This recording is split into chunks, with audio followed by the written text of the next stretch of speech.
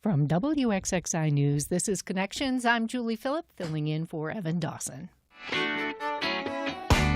Our connection this hour was made on July 24th, 2024, exactly 2 years ago, when Connections invited 4 guests to talk about a project they were starting, Rochester's first urban nature center.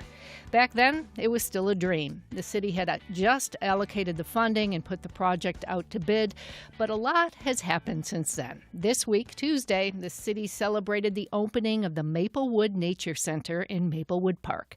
So we are bringing those same 4 guests back into the studio to give us an update. But before I introduce them, WXXI photojournalist Max Schulte stopped by the new Nature Center earlier this week to learn more about it, and he produced this story. It says, red horned owl.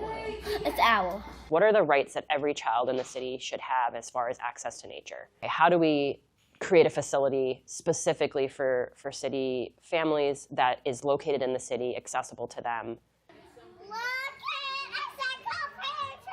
And that's really what was sort of, I would say, the foundational piece of this. This space was probably a blip on people's radar. So you had this beautiful Olmsted Park with a facility in it that wasn't really being utilized. So you didn't necessarily even appreciate how beautiful the park was. This is an infinity trail, so just adding extra pathways within the park space. We've already seen people here in the morning doing their morning walks, meandering through these old oak trees. There's a lot of oaks here in the park, which is kind of funny because it's Maplewood Park, probably 150, maybe 200 years old. So some of the oldest oaks probably in the city. This is a bioswale, so it's planted all with native plants. The idea is the permeable parking lot drains, everything drains towards this area, comes in through here, and instead of just being dumped into the pond, it's being filtered and cleaned. So that is like a teachable element.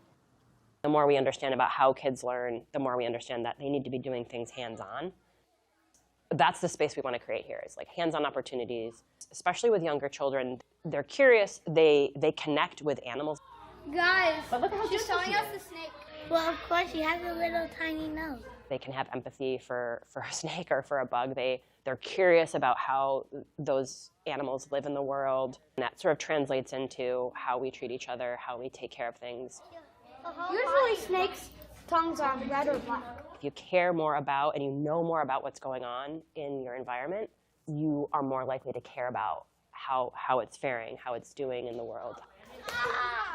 We want this to be a living lab space where learning about the environment and then learning how to improve the environment, and then that knowledge can be spread to everyone that visits. A little warm-up produced by WXXI's Max Schulte, but there's still a whole lot more we can talk about, so let me introduce our guest this hour. We have Bill Collins. He is president of the Maplewood Neighborhood Association. Thanks for coming back in. Hi, Joe. We have Amanda Little, environmental educator for the city of Rochester. Thank you. Sara Scott, director of programs and park stewardship for the city of Rochester and star of the film that our YouTube viewers just saw. And Kyra Stephenson, who is director of Helmer Nature Center with the West Irondequoit School District and the founder of Nature Mind Solutions and previously nature-based learning coach for the Rochester City School District. Thanks for coming back in today. Thank you. Thanks for having us. Welcome to all of you. So, Sara, you were in the report, but not everybody saw it because we are on the radio and streaming as well. Could you start us off with a recap of how the center came into being and what it looks like when you're going through the whole facility? Definitely. And as you were noting the time that we appeared here last, I'm thinking we just opened our doors on Tuesday, so almost 2 years to the day that we were last here talking about this vision. This has been probably a decade in the making. So the city had a vision working with community partners involved in this idea of nature everywhere for everyone, and how can we make sure that all kids in the city have access to nature experiences and opportunities. We had a facility in a beautiful Olmsted Park that through ARPA and other allocations of funding, we were able to completely transform that building into what is now, I would say, one of the most premier assets in the city. Beautiful, open space, access to the park, bringing folks into this beautiful facility, and the vision of being a learning lab. So how can we bring nature in, bring people into nature, bring people into the facility, families, youth, schools, community groups, and have them see all the beauty that's in our natural environment here in Rochester. Mm-hmm. So what is you walk in the door, what do you see? So you walk in the door, Well, first you come onto the property and you see this beautiful Olmsted space, and then you see a lot of what will eventually be curated gardens. So pollinator gardens, bioswale, edible gardens, perennial gardens, a lot of native trees, being really thoughtful and mindful about having the outdoor space also be teachable and a beautiful part of the experience. We have a brand new shade shelter, brand new playground, a lot of upgrades to the site, permeable pavement, as I noted. And then you come into the site and it's windows. It's beautiful windows, plants, indoor plants, lots of things for youth to engage with, a beautiful space, friendly staff, I hope also you see. And then people in the community. So we've had folks who live in the neighborhood who are like, wait, I've seen this building for the last 30 years and oh my gosh, now it's open. What's going on in here? Families that have played at the playground who are coming up, people who saw about it and wanted to check it out. A lot of curious folks. So also just community and lots of kids enjoying and hands-on things. So exploring touch tables, looking through binoculars at the birds that are coming. We're refilling the pond. So what does that look like and what's happening there? And items some of the staff have found on site, but as well as natural elements that we brought in to kind of have folks say, okay, wow, this is something in the environment. What is it? Let me explore it. Let me learn about it. And then also through a great partnership with the public library, we have a great library of books too. Okay. So when you were here 2 years ago, all four of you, there was a lot of passion, a lot of excitement, a lot of apprehension too, because it was such a big project and a pretty tight timeline. So as we sit here today, I want to go around and ask you what you're most excited about today. And we could start with you, Kyra. All right. Well, I think the thing that I'm most excited about is it's just providing another space to invite our community to connect with nature. And we are such a community rooted on building those connections. And we have a wealth of nature-based learning type assets. So this is just another way to build on those connections. Okay, and we're going to get into some of those in a little bit. How about you, Amanda? Yes, it's been so wonderful being open to the public. Like Sara was saying, community members that have been coming there, bringing their grandkids for the first time, and they were telling stories of how they used to ice skate on the pond that was there. So I think I'm most excited to become a part of the lives of the young folk that are now coming in to enjoy this beautiful piece of property. Great, thanks you. Sara, what excites you the most? Hard to pick one thing. Yeah, and I think to kind of piggyback on what Kyra was saying, we have these well-established relationships. There's a lot of good folks and organizations doing this work, and we've mostly, with our environmental programming, been pushing in at rec centers, which is great, and at other sites and activating city parks. But now we have a home base, and not only is it, I envision it for the staff, the great staff that we have to program, but also like with day one, we probably had 5 different organizations come in that are doing something related to bringing different populations into nature and wanting to think like, how could we partner? We're going to talk later about Helmer's, but like, how can we partner with other nature centers? How can we partner with organizations we know are doing this work? How can we partner with groups that might not have a building or a property that want to do more of this with their population that they work with? And that is very exciting because then you start to think like, okay, this could be really cool. Like, what could we do? So there's still a lot of passion in this room. Okay, yes. Last but not least, Bill. So I would say that the exciting thing for me is that to see what was formerly a dead corner of the park be re-energized. So for a long time, this was not used for anything. It was there was an ice skating rink in the winter, but there was nothing really going on with the building. It's just like a drab, dark gray building with a huge parking lot for a while. The city used that parking lot to dump mulch and to keep huge piles of mulch after the fall leaf collection. There was a playground that the neighborhood constructed out of pressure-treated wood. Through quite a bit of time and expense, and then the city told us we had to tear it down because it was pressure-treated wood. So it was replaced with a smaller playground. So, and this is all like right in the middle of a Olmsted design park, which is really supposed to be nature-oriented. So the exciting thing to me is to see this former empty spot in this park get energized into something that people are using again, that children are using again, that families will be using again. And the fact that, it's really much better for the environment than what was there with the permeable pavement, parking lot, et cetera, that's just icing on the cake. Yeah, so this is a big win for the Maplewood neighborhood. Do you think you've been treated kind of like, a stepchild? There's no rec centers there. The park was kind of ignored. Not a lot of updates. Even though there's a river running through it, there's a beautiful gorge in that neighborhood.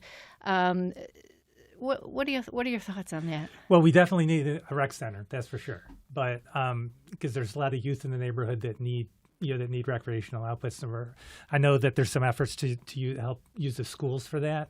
But I think this will help with that. Will help with the kids in the neighborhood, someplace to go during the day at least. Or a lot of rec centers are also available in the evening, which is important. But, we've had a lot of positive stuff in Maplewood just in the last few months, right? Besides the Nature Center, the new renovated library has opened. That's a huge win for the neighborhood. Before that, the restored section of the Genesee River Trail was open. That was the last unpaved section of the entire trail. That was paved and made ADA compliant through a new bypass going under the Driving Park Bridge, instead of having to cross Driving Park and go down a non-ADA compliant slope. And then there was a new playground. So that even opened before the Nature Center did. So, which is much better than the playground that was there before. So that's exciting. We've had a lot of positive things going on in Maplewood just in the last few months. The last time you were here, you talked. You had some concerns about the Lake Avenue 104 kind of being moat. Any movement on that in the past 2 years? We have not seen the movement yet. So there has been no redesign yet. We've heard that the state is being pressured to do a safety study of it. But that we've heard nothing about that. The state DOT tends to be extremely opaque about what they intend to do. We'd like to see some enhanced crosswalks getting to this nature center to make things safer, like a section of Maplewood Drive coming off 104. Cars tend to go very fast, and if kids from the neighborhood are crossing the crosswalk there, it's a little hazardous. So even though there's a crosswalk and a signal light, I think it needs to be improved. There's a lot of cars too. Yeah. So Sara, I know one of the goals behind this park is to have it accessible to kids on their bikes or just walking from the neighborhood, not having to own a car and drive it to there, or find a bus that'll take them there. Any updates on how the accessibility of that is being dealt with? So yeah, to Bill's point, I mean, the part of a sister project, you could say, was some upgrades to the Genesee River Trail in that area, including through the park. So better marking, new pavement treatments. I want to say on that point, I think one benefit, an additional benefit, I would say, of this project is now we're seeing more traffic in the sense of people coming to the space, positive use of the space, staff on site at the space, positive activity, more. I've been there several times with my kids, and just the neighbors I'm meeting that I didn't know lived in different sections of the neighborhood, and then people coming from other neighborhoods. So I think there's more eyes on the space and a sense of, okay, this resource that's here now, and stewarding that resource. And I think that all leads to the ability to sort of advocate for the next set of improvements. And so one of the things that actually led to it's all this sort of history of how we came to this nature center site, but the 10-minute walk to parks, and this look at, okay, every child in the city should live within a 10-minute walk to an accessible space, a safe, enjoyable park space. And so this sort of goes back to that work around how do we make sure that crosswalks, safe crosswalks, speed limits, and I think that ties into and Bill's a part of this, the Vision Zero. And that is a very ambitious initiative, and it's going to take time. But I think that when you have a project like this in an area where there's already been attention, I think it kind of adds a little bit of weight to, let's take a look at Bridgeview. Let's take a look at, the 104 interchange. Let's try to more folks are seeing it, more folks are interacting. It's on people's radar. And Vision Zero being zero pedestrian deaths. Yes. Right? So then the mayor's initiative around the Rock Vision Zero, looking at how do we make streets safer, trails safer, people more aware of pedestrians, cyclists. You might see the signs. I've started seeing signs around on bus stops and on buses. And Bill and I are part of that as well, advocating around that. Okay. Amanda and Kyra, you're the educators in the room. What does the research say? Why is it so important to have outside and nature-related opportunities for kids?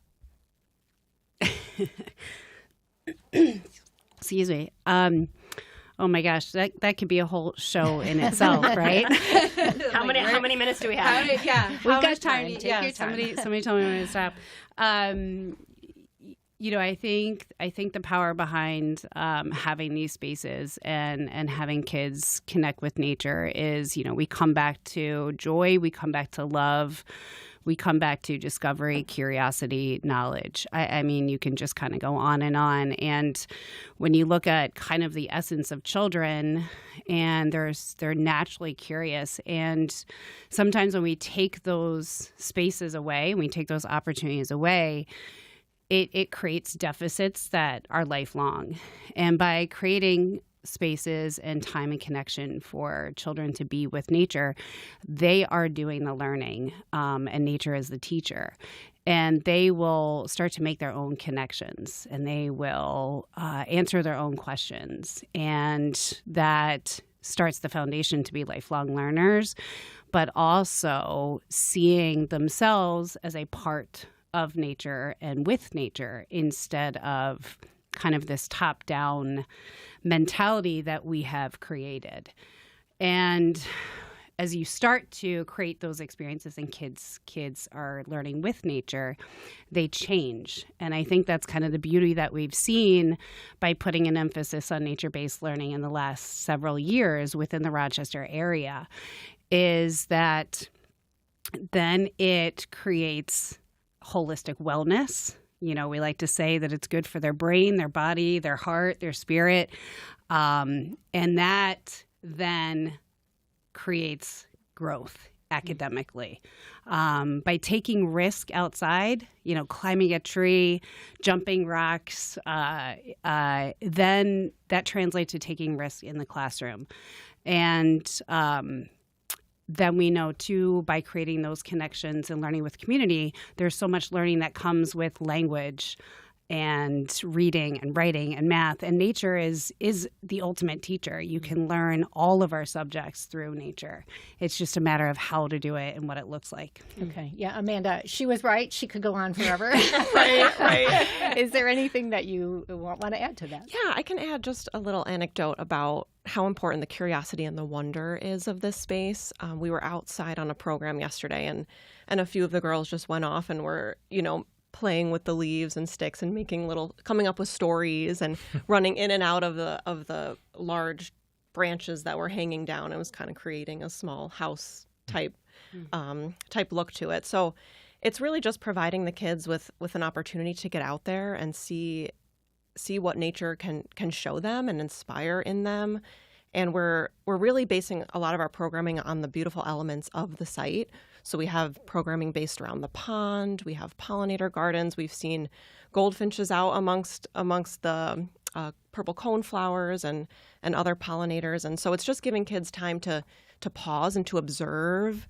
We've been doing a lot of just basic observations this week and having the kids use their senses and just bringing dropping them into nature instead of having it be on the outskirts of kind of our daily lives. Mm-hmm. And I don't think of when people think of segregation, they don't think of environmental segregation. And I looked up a pretty good definition of it. It describes how low-income neighborhoods and communities of color face unequal exposure to environmental hazards while lacking equal access to environmental benefits like green space. And is this one of the many ways, I'm assuming, the city's addressing environmental segregation? Yes, I think that is sort of foundational to the work that we've been doing within the city. So the city has had some sort of environmental programming, environmental education programming for at least the last 20 to 30 years. And that was a lot around looking at park stewardship, park activation, getting kids out into parks, the Earth Explorers program that was sort of, I would say, like the foundation of where all of the environmental education started within the city was the Earth Explorers program. And that was going into Rex, and Amanda's been very instrumental in that over the last several years, like going into Rex. And Kyra, you can speak to this too, just going into a space where maybe it's not necessarily the most wild park in the city. It's not a wild trail that's, secluded where we think, okay, I have to go to this far off place to find nature, and finding nature where it is. But then also offering and providing opportunities and making it accessible, making it free, making it, friendly, making it, I was just thinking when you were saying that we were so nervous about, like, what are we going to do with them? What are we going to have? And it's like they came in and just did their own thing in the space. And it was more like, okay, sit back and help facilitate or help be a part of that, but don't try to lead it so much. And so I think offering, providing a safe space that's free, accessible, open to the public, where anyone is welcome to come. And I think having this in the city, showing that this can happen in the city, that this can happen in a city park, it doesn't have to be far off in the forest, is certainly part of that. And then, maintaining that relationship with the rec centers, expanding out into other organizations that serve city youth and making sure that they can get to the site and have opportunities, and talking with teachers that are already doing it in their classrooms, and how can we offer a learning lab and be a resource, I think is part of addressing what you're talking about. I think it's interesting, too, that this nature center really kind of abuts Kodak Business Park, the Kodak Park, and this which is one of the largest industrial sites in the state. So it shows you can have kids exposed to nature in a lot of different places. It doesn't have to be like a wild forest. This is the perfect example of using this space. In the shadow of an industrial park, a parking lot.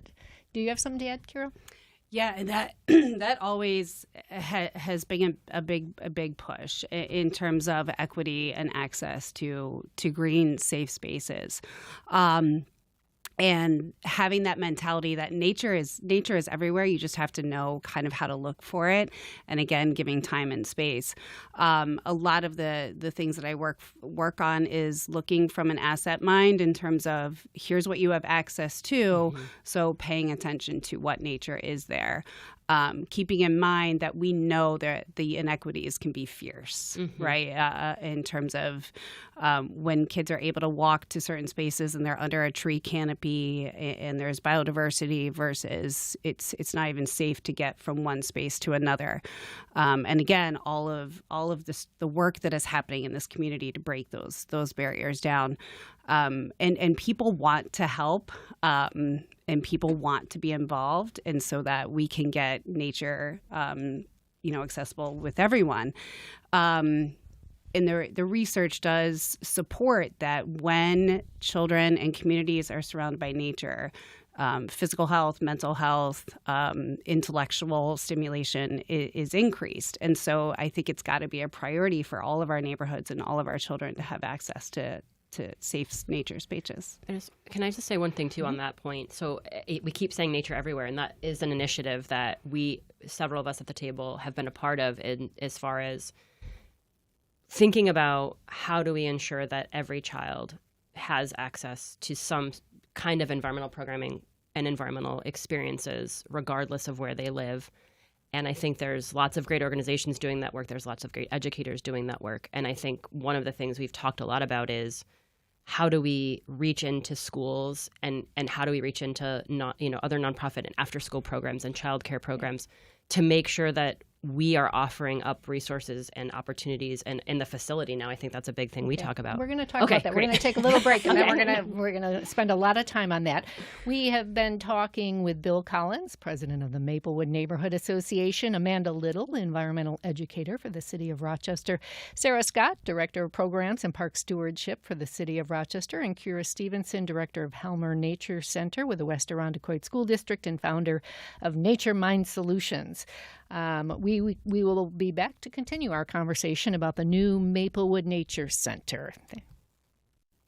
And you are listening to Connections. I'm Julie Philipp in for Evan Dawson today. If you'd like to have a comment or a question you'd like to share, you can call us at 263-9994 or 844-295-TALK, toll free. That's 844-295-8255. You can also email us at connections@wxxi.org or leave comments on the WXXI News YouTube live stream. All the housekeeping out of the way. I'm going to introduce our guest one more time. We have Bill Collins, president of the Maplewood Neighborhood Association. We have Amanda Little, environmental educator for the city of Rochester. Sara Scott, director of programs and park stewardship for the city of Rochester. And Kyra Stephenson, director of Helmer Nature Center with the West Irondequoit School District and founder of a consulting business, Nature Mind Solutions. So we talked a little bit about all of the stuff going on this week. And this was more, I'm guessing, an open house sort of event. But what's going on? Are there to begin with, what's planned right now in terms of programming and activities and partnerships? Yep. So yeah, you're correct. This week we said, let's just have the space open. We knew there'd be a lot of curiosity about the building and what was happening there. So more of a come on in, meet some of the staff, get to know the site a little bit. We have some great materials that we've been working on with our communications team to kind of advertise the site and promote the site and allow folks to kind of come in for a self-guided experience as well, so that if they wanted to just tool around the site, see what's there. And then I actually brought you a copy of, and it's now on the city's website, as well as on our Central, which is the portal that we use for registration. But we have a full suite of programs starting next week. And then that's our sort of summer offering, and then we'll transition into fall offering when we get later into the September time period, where we're imagining, hopefully schools and other groups are coming to the site. So the information we have is we're trying to offer programming to see kind of what appeals to people, what times work for people, what sort of experiences and opportunities work. And then we're sort of seeing it as we'll revise. So each week we kind of touch base. How did it go? What are the times that most people are there? What programs seem to be the most popular? We have some programs in partnership with the Maplewood Library. We're doing some stewardship programs for adults. So we kind of tried to offer programming from birth, really, to adults. So we have mindful meditation walks. We have our Earth Explorers program. We have Caterpillar and Butterflies, which is sort of well, Amanda can speak more to that because that's her program, but for littles age 3 and under. And then we have Saturdays. We're looking at Saturdays as like an open exploration. We'll have some activities, kind of drop in, have the experience, take the scavenger hunt, take the map, go on an adventure. We also have nature backpacks, so take out a nature backpack, go explore the site on your own. And the cool thing is the site is what it is now, but it's going to continue to evolve. So we are renaturalizing the pond, where Stephanie Benway, who does a lot of our horticulture work, is going to be adding in additional plants and curating pollinator gardens, and we'll have edible gardens. So things are going to change on the site as we actually have access to the space now and can make more outdoor classroom space. Okay, and do you have anything to add to that?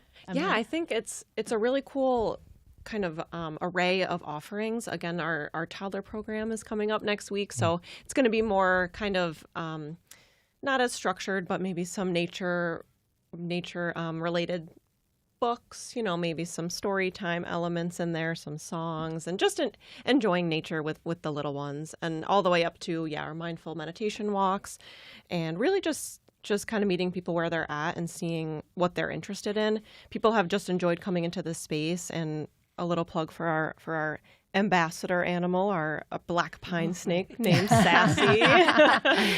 Sassy's pretty popular already with those kids. Yes, she's been a big hit this week. But it's been so cool to be able to have that, to bring that connection to kids, and maybe they'll go home and say, "Oh, I saw this cool snake at the Maplewood Nature Center." So it's kind of just creating more of those hands-on experiences that stick with kids. And Bill, what are you hearing in the neighborhood?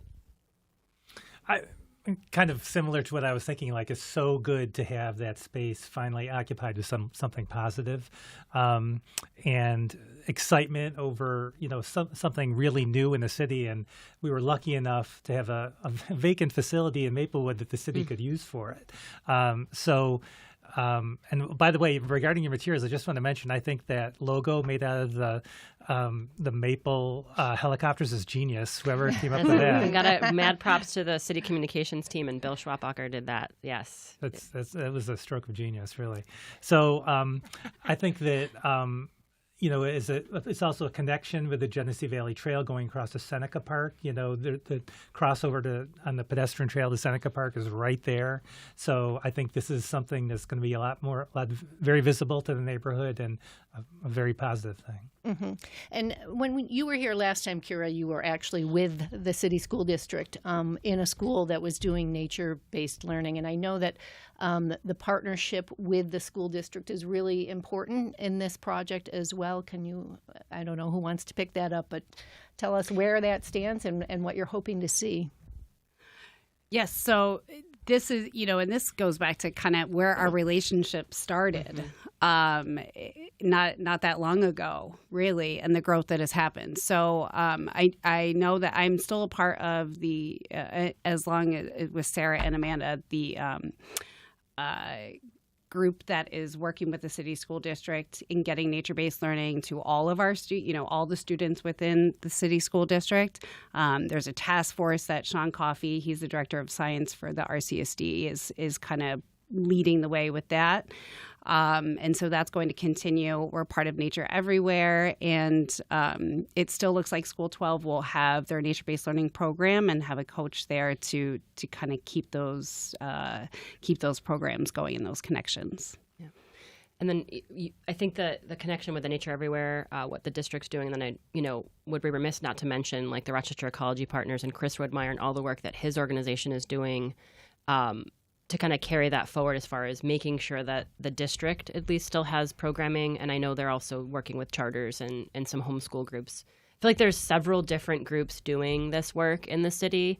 And the Nature Everywhere initiative was kind of trying to coordinate that. And now the district has kind of come into the picture, and they're also leading this task force. So it's a Herculean task. There's some momentum building. Yes, the momentum is moving forward. And I think we've seen from other cities as well across the United States that when you get everybody at the table and taking part of, where they have their assets that can come to the table to make all of this happen, that's where you see the change in not only the health of your community, but then your natural health as well. And so it's really important that everybody is coming to the table to make these things happen, not just within the city, but then the surrounding communities as well. Nature doesn't know the boundaries, right? And we have this river that runs through our community to the Genesee, the Genesee River into Lake Ontario, which is an incredible I've kayaked it, and it's incredible. It's and most people, I would say, don't know it's even there. Most of it. You see it when you cross over downtown, but you don't see the rest of it going all the way to the lake. Right. And it's going to be even more important as our climate changes and our community is living, working, playing, connecting with a fresh body of water that, the value of that and what it's going to entail down the road is crucial, that our community kind of paves the way for coming together to do protection and guardianship and stewardship projects and education and research around how this community is going to continue to thrive with nature and our people. Yeah, Amanda, go ahead, Sara.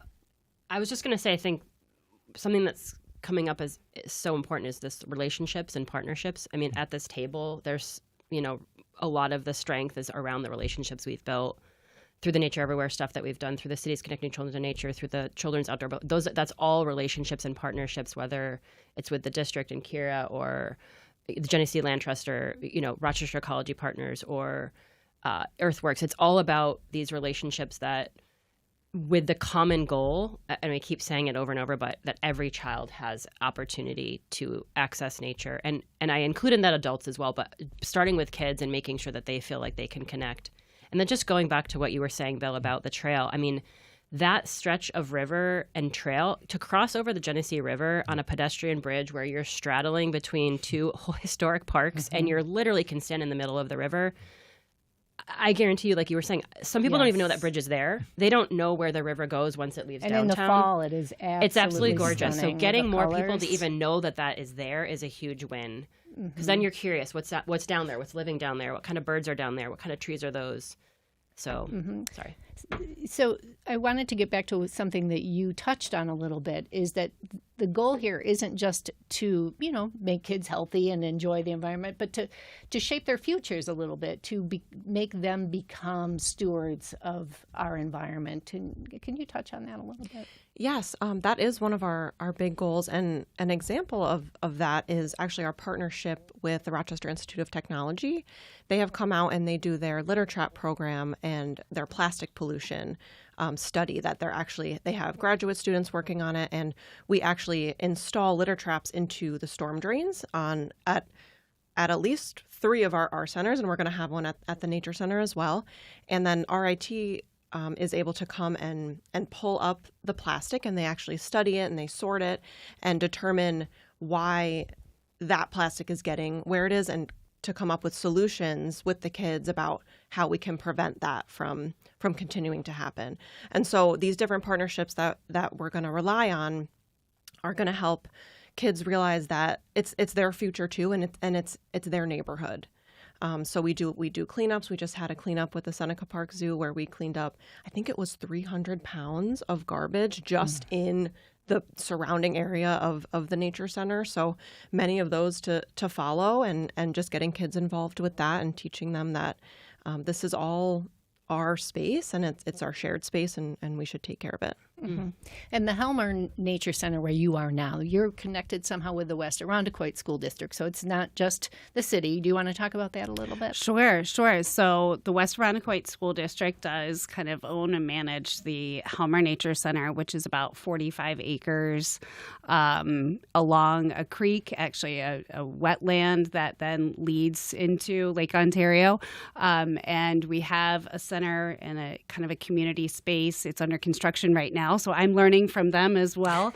We're going to have a STEAM room and some pre-K classes coming on to site as well, and it's been established since 1973. So, and I'm only 24 days in, but I was congratulations. I live in the community. My own children graduated and were got to visit the Nature Center. So, but again, it is with the West Irondequoit School District, and I think every child at some point between kindergarten and about 6th grade gets to visit Helmer Nature Center a bunch of different times. And so part of it for me is continuing the growth of that and getting middle school and high schoolers there, but then also making sure that it is an asset for our greater community. Amanda and I have already been talking. Sarah and I are brainstorming, and there's ways we've talked about even biking from Maplewood to Helmer and making those connections. And one side of the river to the other, we're a little bit further north. It's a different ecosystem in terms of wetland. We've got some woodland and the maple trees as well. So, and then Amanda and I are going to be doing an event for a teacher retreat, back to school teacher retreat, where they're going to be at Helmer in the morning and Maplewood in the afternoon. Mm-hmm. You want to talk about that a little? Yeah, I think it's a great opportunity for teachers and educators alike to see the resources that we have in Rochester and how we're kind of doing nature-based learning in an urban setting. And so they're going to get a look at both our sites and take some tours and just learn about how we're programming here. Yeah, and I think it's a great point that you have different ecosystems so that you can do both of them without really repeating things. You talked at the beginning of the show of possibly other nature centers in the area too. Anything concrete yet, or is it of establishing other nature centers, starting other partnerships, and other what partnerships? Are your thoughts? Yeah. Well, so two different things. So one, so I know as far as the other nature centers, we're still getting our feet under ourselves with this one, but I know that there is a vision for some sort of nature space at the new state park downtown. I don't know all the ins and outs of that specific project. That would be another show in the future about that. But as far as partnerships, certainly. So foundational to this whole thing happening. I mean, this would not have happened without all the great partnerships. But we were blessed to have so many different groups within the first week come into the site. And Kyra, I'm not sure if you've experienced this too with your 24 days at Helmer's, but just curious and wanting to say, hey, we're doing this program at the Y, or the county. There was a gentleman who came who does nature-based work with veterans, Arc of Monroe County, Rochester Regional Health, like different groups coming in, and they're already doing this work. They're looking for other opportunities. I want this to be a resource for the community. So if there's a way that we can coordinate with them, have programming at our site, provide some of the education piece or support them in the work they're already doing, that would be a dream. And I think Kyra and Amanda talking about this educator workshop, that's something that we've talked a lot about is the most important thing is getting kids engaged in the environment. You don't have to be an expert. It's great to have someone who can tell you what kind of bird that is or describe this process, but just getting kids outside. So getting non-traditional educators, school-based educators, elementary teachers who might not have the science background, every adult or young person who wants to provide some kind of education, providing them with some training, some equipment, some tools, some ideas about how to do that would be, if we're able to do that I feel it could be a mark of huge success for me with the Nature Center. Mm-hmm. I remember years ago I volunteered and we took students from the city out to Victor to mountain bike, and most of the time they were not biking. They were excited about a rabbit. Look at the rabbit, and they'd all gather around, and the rabbit would be. So it is. You just put them there, and they figure out what they want to do. But I am going to put you on the spot a little bit because you jumped the gun. I didn't even ask the question. I know there's some nature programming going on in other R centers, but is the vision, you've mentioned High Falls is a possibility, is there a vision to have nature centers all over the place? So that's really funny that you said that. I mean, in a dream world, we have said that each of these organizations and all these groups that are doing this work could be busy every day, all day, full time doing this work if we were truly providing the youth in this city equitable access and quality programming, because it's not just a one-off experience. It should be an ongoing opportunity to engage. So if money and other things were no issue, absolutely. I think, the Nature Center right now is the site the city is focused on as far as focusing our attention as far as a home base and a brick and mortar. But I think we've talked a lot about ways to develop this in schools, ways to develop this in after-school programs. There's other groups that are doing this without a brick and mortar. It'd be great, if they wanted kind of a spoke to have a hub. Right. We've talked a lot about this idea of hubs. Like, could there be hubs in each quadrant? Libraries are doing this work through the Nature Backpack program. So there's different ways this is happening, and I think it's really interesting now with Kyra transitioning into her role because it does sort of expand the constellation of these connections. So. Mm-hmm. Go ahead, Bill. So I'm a big believer in improving infrastructure. So whether that's roads or water or sewer, I think when you improve infrastructure, the whole community benefits. But nature has infrastructure too. And so like the city has planted over 10,000 new trees in the city in the past few years. And a lot of them are in neighborhoods that haven't had a lot of trees in the past. So ideally, when the kids go to the Nature Center, you want them to be able to go out and see the same birds and insects and animals that they saw at the Nature Center in their own neighborhoods. Mm-hmm. And to do that, you've got to build up the nature infrastructure in the neighborhoods too, right? So it's not just planting trees along the street. You also want to try to focus on some vacant lots to see how they can be improved into being more nature-oriented, to get the kids to be able to go in there and see the bugs in there, see the animals in there, et cetera. So that's all part of the nature education. It's not just the formal nature centers. It's actually in the neighborhoods themselves. Yeah, and as I'm sitting here listening, we talk about relationships. And I think from what I have seen over the last several years, even pre-pandemic to now, is that people are yearning for something that is different in terms of our relationship with nature, and whether it's getting back to, the way we were with nature 100 years ago, or it's just that sense of the way the world is can feel overwhelming. It can feel lonely. It can feel, anxiety producing. And so we don't necessarily have to have so much structure around this. And you don't need to go into nature and have to be able to identify everything. It kind of used to be that way. You should be able to identify birds and trees. But instead now it is helping people either remember. A really good friend of mine, Lori Brocolo, keeps saying enjoying second childhood, which I just experienced that with my mom, and taking her to look at caterpillars. And we didn't go very far at all. And she was like, this is incredible.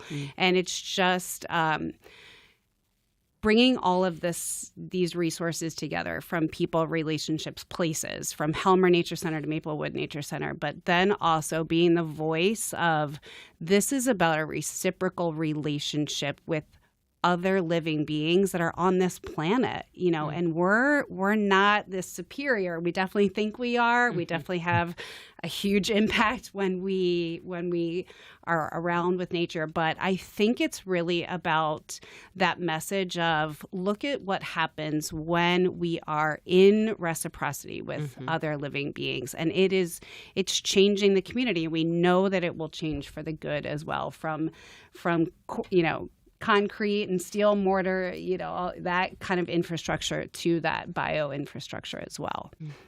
So after all this work over 2 years, your work, it sounds like it's really just going to keep on rolling, right? Absolutely. I think the work it's exciting though.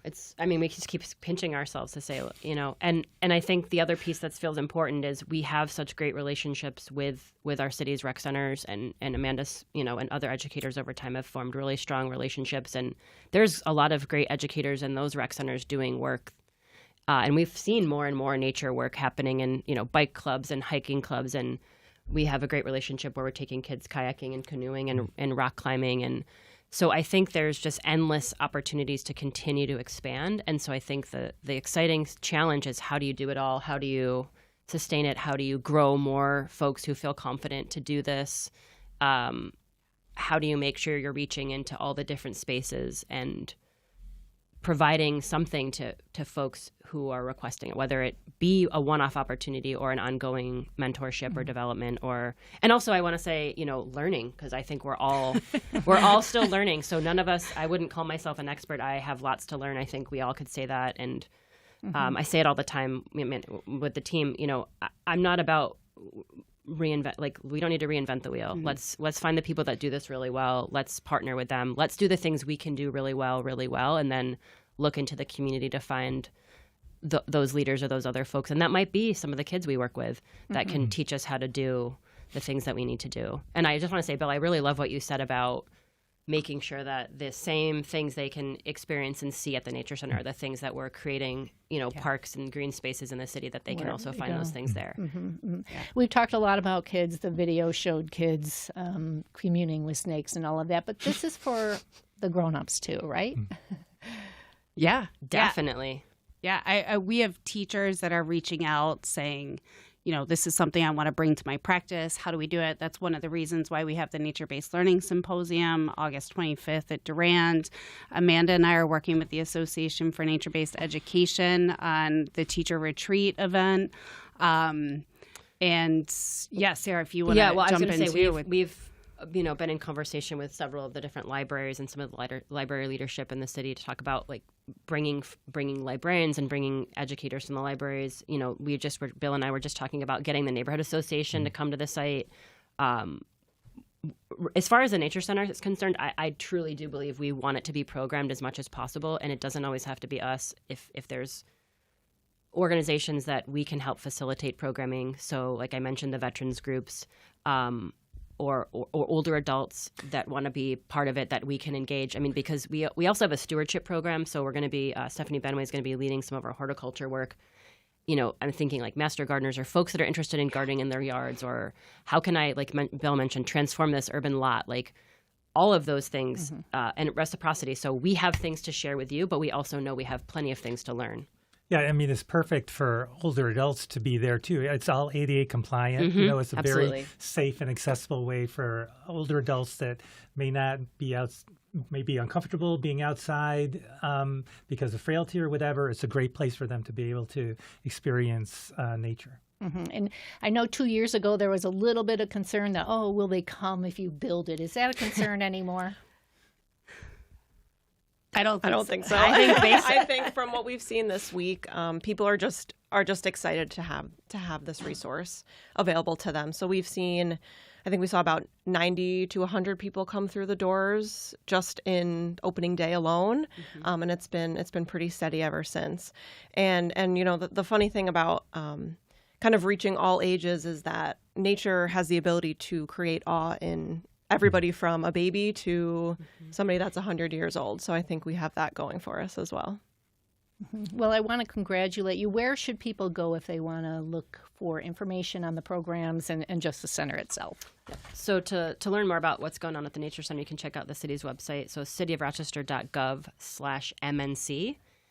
There's a whole bunch of information. Our summer guide is there and a bunch of information about our programming. Okay, well, let me thank all of you for coming in again. We'll have you back in 2 years and see what you're up to then. And we've had Bill Collins, president of the Maplewood Neighborhood Association, Amanda Little, environmental educator for the City of Rochester, Sara Scott, director of programs and park stewardship for the City of Rochester, and Kyra Stephenson, director of Helmer Nature Center with the West Irondequoit School District. Thank you all so much for coming in. It's been a really fun time. Thank you. And also thanks to our production team and to you, our listeners. Evan will be back on Monday, I think. And in the meantime, go play with snakes or something. Take care.